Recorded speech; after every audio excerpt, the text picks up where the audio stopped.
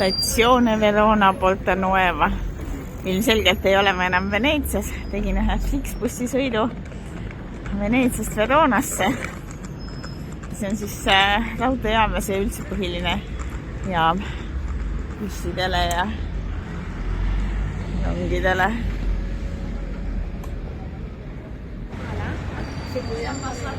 Sisenemine Verona ajaloolisesse linnasüdamesse. Täna esimesel päeval mul on kavas vaadata neid põhiliselt turistiatraktsioone, mille pärast siia tullakse. Need Verona armastuse linn ja tänase päeva siis pealkirjaks on Romeo ja Julia kohad. Pole küll kindel, et kas Shakespeare ise kunagi siia Veronasse sattus, aga lugu on Veronast ja seda lähen kaeva. Muidugi, eks Veronas on palju muudki vaadata. Sinna jõuame ka mingi. Silt annab kohe teada, et see on siis Capuletti maja. Igavene tegimine siia Julia rõdu juurde, et tasutada on, aga põhimõtteliselt näeb ära. See on siis see koht, kus jutu või loo järgi Romeo ennast pärast pidu Capulettide juures Capulettide majas väljas nikeldas ja Julia rõdu alla tuli ja siis talle armastust avaldas. Maja ise on 13. sajandist, et tegelikkuses reaalsusega siin Capulettide perekonnaga midagi pistmist ei olnud, et see on ikka ilus lugu. Ja siin rahvas püsti ja taga on seal Julia kuju kohta räägitakse, et kes tema paremat rinda puudutab, siis seda ootavat õnn armastuses. Kõlvalt nännipoest saab südameid osta ja siia seinale lukustada.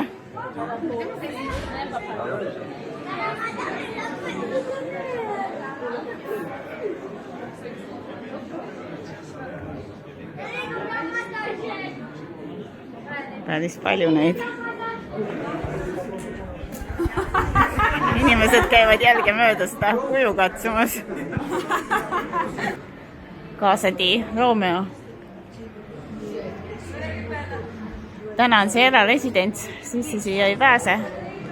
Aga märk on ikkagi küljes lihtsalt, et meenutuseks, et põhivaatluskoha ehk siis Julia rõdu kõrval on Romeo maja ka siin Veronas olemas. Toho, kuhu nüüd, et kas surnuaeda? Siin kusagil peaks olema Julia haud. No, kõigepealt juhite mind sujuvalt mingisse muuseumisse. Freskood, jälgid kusagilt sealt 16. sajandist. See on siis kiriku osa.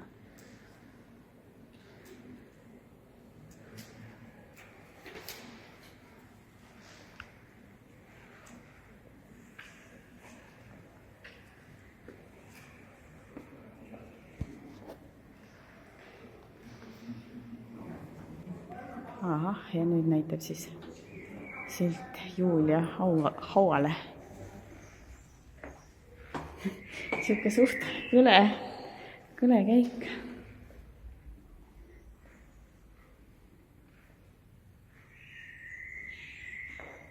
Ma arvan, et see on siis see põhiatraktsiooni vaatamisväärsus. Julia haud, koht, kus mõtiskleda traagilise armastuse üle.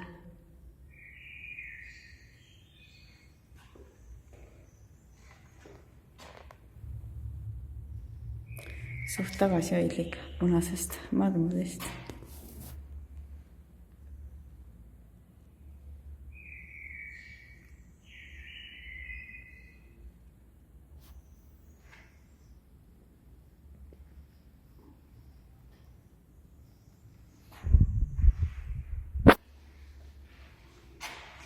Filmidest on mulje jäänud, et see peaks kuidagi suurem olema. Vaadega akna vastu. Edasi siin muuseumi keldrikorrusel saab näha Rooma amfor. Joogipütskud ilmselt, igavesed pilakad.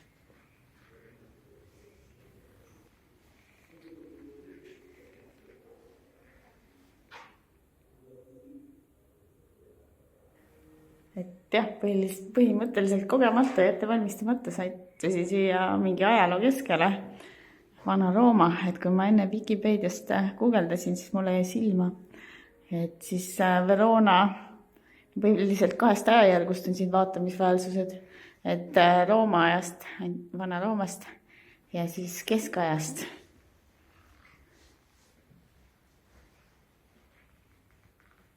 Need on siis Rooma ajast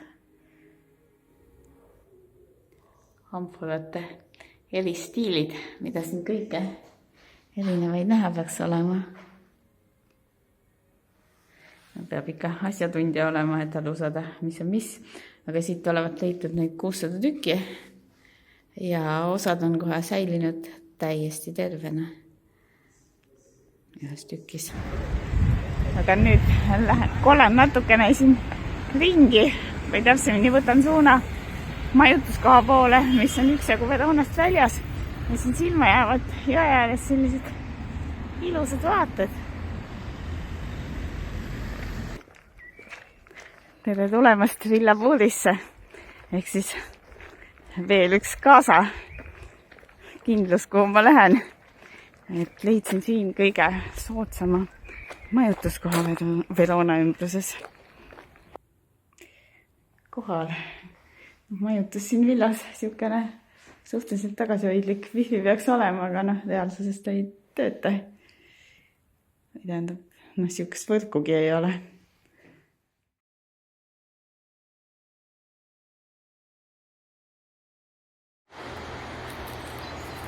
Milline kaunis hommik Verona linna vaatama minemiseks. Pakun, et siin kasvatatakse viinamarju nende varjude all. Ja linnamajad juba paistavad, et siin kenas pargis jalutan Verona linna poole. Et võib-olla aeg vähekene mõtiskleda Verona linna üle, et selle linna ajalugu läheb palju kaugemale kui Romeo ja Julia lugu. Juba 89. aastal enne meie aja arvamist oli Verona tähtis Rooma linn ja ta on üldse üks vanimaid linnasid Itaalias. Nimelt asub ta väga heas liiklusteede keskpunktis. Et siit saab Milanosse väga lihtsasti üle jäänud Itaaliasse ja ka Kesk-Euroopasse. Et sellepärast on siis eriti tähtis oli ta Vana-Rooma aegu ja keskajal. Täna elab linnas 260 000 inimest ja ta on niisugune piirkondlik keskus. Ja läbi linna voolab suur Adige, kuidas seda hääldada, selline jõgi. Kuni 1956. aastani olevat see jõgi siin isegi nagu üleujutusi põhjustanud, kuni ehitati miski tunnel, mis üleliigse veekalda järve viis. Et Verona asub Alpide jalamil. Need mäed seal, lumised mäetipud. Et eks siis ju sealt siis seda vett nii palju tuleb. Ja üle Adige jõe linna minek. No, linna ajaloost veel rääkides, et siin on huvitavaid killukesi. Et 12. sajandil olla Veneetsia olnud linnriik suisa. Ja siis mingil hetkel 13-14 sajand tulid linnas võimule ja ruulisid 125 aastat Skalingeride perekond. Et nagu ikka keskaegses Euroopas kombeks, et vägivaldselt nad võimule tulid, aga kirjade järgi olevat olnud õiged, õiglased ja kultuursed valitsejad, et siin linnas on näha nendele pühendatud mitmesuguste sümboolikat. Ja pärast seda Verona on ka Veneetsiaga seotud, et ta kuulus pikalt Veneetsia vabariigi koosseisu, kuni siis Napoleoni sõdadeni. Siis oli Prantsuse periood, oli Austria periood, kuni siis lõpuks 19. sajandi teisel poolel siis liideti Itaaliaga. Ja siia ma nüüd jõuan. Üsna ootamatult hakkab nurga tagant paistma Verona Arena. Üks suur inseneeria ime, väidetavalt üks paremini, kui mitte kõige paremini säilinud Vana-Rooma amfiteatreid. Ja muide, see on veel tänagi kasutusel. et esimesel sajandil meie aja arvamise järgi ehitati Kolosseumi järel äkki isegi suuruselt teine, mahutas 30 000 pealtvaatajat. Eks mida siin tehti, mida amfiteatrites ikka, gladiaatorite võitlusi ja asju. Tänapäeval näidatakse siin oopereid ja idees saavad turistid sinna sisse ka minna. Aga guugeldasin sinna võimalusi ja selgus, et praegust on siin taastamise tööd, rekonstrueerimine käimas ja kuni 18. aprillini külastajaid sisse ei lasta, et saab ainult ümbert jalutada ja vaadata. Et vaadakem nüüd, vau, suu lahti. Seal tuleb vist isegi 3. korrus.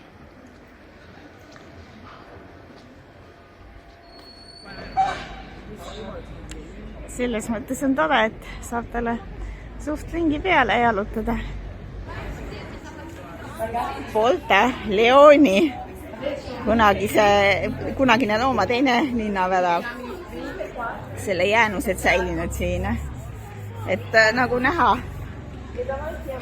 ta on allpool linna tänavataset, mis annab nagu ettekujutuse sellest, et kuidas linna on ajalooliselt kõrgemaks ja kõrgemaks kasvanud. Lõvivärav, et nimetuse tõenäoliselt saab ta siin kunagi lähedal asunud haua järgi, mille olevat olnud siis lõvi dekoratsioonid.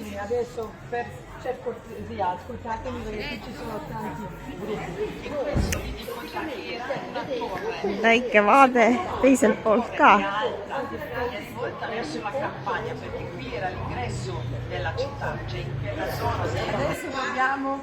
Oleme täpselt.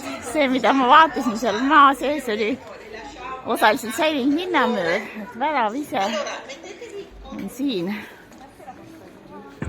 Ecco, adesso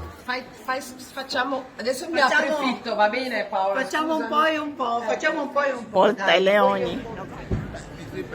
Minu ees on Piazza delle Erbe, ka üks mälestus Vana-Rooma ajast, et oli poliitilise, majandusliku ja sotsiaalse elu foorum ja keskus. Ja turgu on siin peetud juba sajandeid. Et ehkki siin neid Vana-Rooma ehitisi ümber säilinud ei ole, siis see planeering ikkagi seda peegeldab neid vanu aegu. Selle väljaku suure turu kõrval on üks ka ära märgitud torn.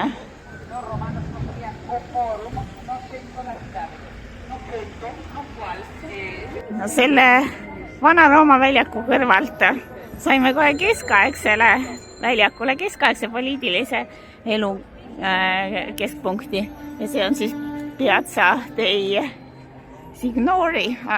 No, ka samuti tuntakse seda Piazza Dante Alighieri järgi ja seda ümbritsevad uhked keskaegsed hooned ja see torn, mida ma enne korraks kiikasin, see ka kuulus Torre dei Lamberti, et see on siis keskaegse poliitilise elu keskuse ümber. No vaatame korraks neid uhkeid hooneid. Ja kas see kuju siin keset väljakut võibki olla siis Dante Alighieri, ja näe ongi Dante, kelle järgi ka see väljak siis nime on saanud teise nime.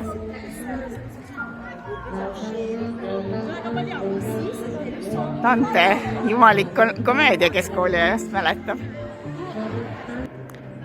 Rahulik, idülliline pilt väljaku kaugemast nurgast. Et näed siit, kuidas turistid oma ette määratud trajektoori pidi käivad. Mis huvitav. Milline kaunis vaade Künkale ja eespool juba paistab järgmine sihtpunkt Teatro Romano ehk siis Rooma teater, teine peidetud pärl 1. sajandist enne meie aega. Aga enne sinna jõudmist veel kauneid jõeäärseid vaateid. Ehk teadjam inimene võib siit ära tabada mõne järgmise eesootava vaatamisväärsuse. San Pietro mäenõlvale ehitatud vabaõhuteater, teater Romano, Rooma teater siin ja pakub siis tähtsat arheoloogilist teadmist selle kohta, kuidas meelelahutus ja muu värk siis Vana-Rooma ajal käis. Siuke üsna kõrgele välja minev.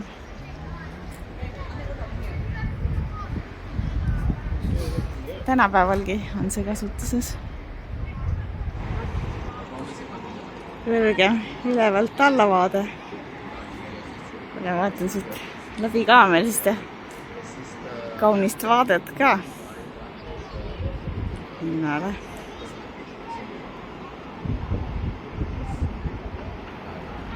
Kauneid vaatekohti veelgi. Väikene pargikene siin.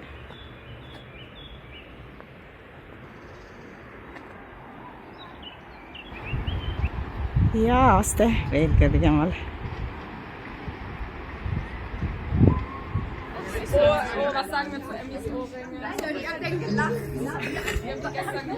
Vaateplatvorm.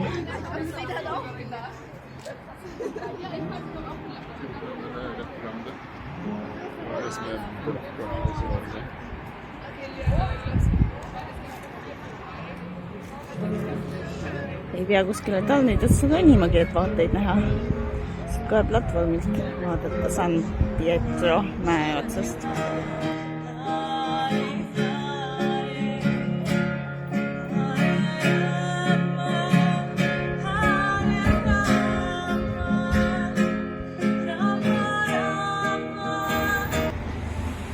Siin on ka skemaatiliselt näha, kuidas see Rooma teater siis välja nägi. Et ülevalt poolt ilmselt paistsid need GKI, need paremed ja hoone. Ja teatri osa ise on allpool. Ehk siis see siin. On teater, kus istutakse. Järgmine atraktsioon meie väikesel linnatuuril on Verona katedraal keskajast. Ja ta ühendab endast mitmeid erinevaid ajaloolisi stiile, romaani ja koodistiili.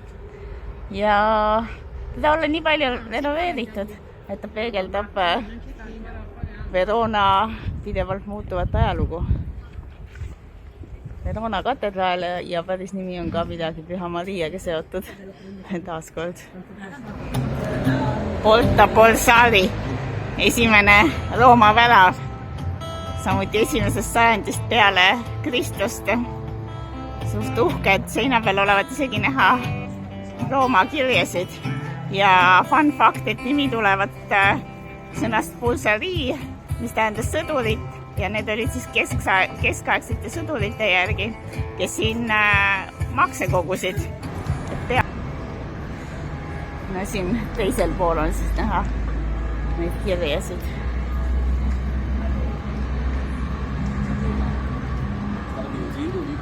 Siuke värav. Väikene infotahvel ka seal. Siin on vast linna kuulsaim sild, Skalingeride sild. Et ma rääkisin ennem nendest Skalingeride perekonnast, kes 13-14 Veronat ruulis ja 14. sajandil nad läksid siis selle sille ehitada. Ja see silde ei olnud mitte ainult silde üle Adige jõe minemiseks, vaid see oli ka tähtis kindlustusväetis, et teisel pool seda silda, seal tagapool peaks olema kindluse. Ja sild olla siis teises maailmasõjas täielikult hävinud, aga pärast seda kenasti nagu oma enam-vähem algses olekus rekonstrueeritud. Et valetasin pisut kindlus ja kindlustusväetis on ikkagi siinpool jõge. Inimesed sealt tahvad üle. Saab möödide peal kõndida ka, ilmselt tasu eest. Võimas pääs sillale. Siuke tugev kivine mürakas.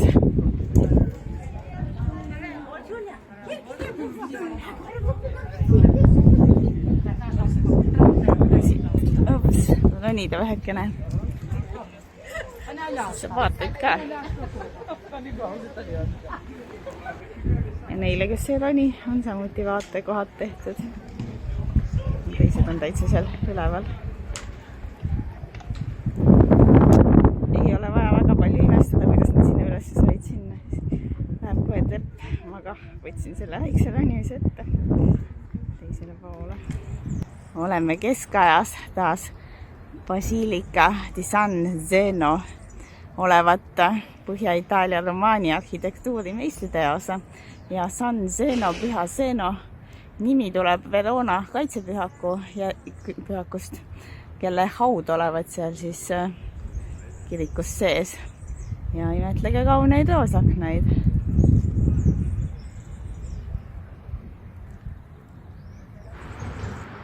Lähenen Skalingeride kindlustusrajatisele sillale teisel poolt. Et siit poolt on seda võimsust märksa pareminigi näha. Parco della Adige jõe park. Jalutan siit läbi selle kauni pargi taas Casapulisse. Ehk siis sellega sai Verona ekskursioon tehtud. Ja no tõtt-öelda neid vaatamisväärsusi sai nüüd ühte päeva pakitud päris palju. Et oli rännak siukene ajalukku. Aga homme juba uued teed ja tuuled. Casapuli, Villapuli. Minu jaoks on see öömaja. Tegelikult see ei ole mitte põhiliselt öömaja. Ma saan aru, et siin viljeldakse mingi jätkusuutlikkuse teemat, et keskkond ja kultuur ja religioonide vahelised diskussioonid, et siuke temaatika.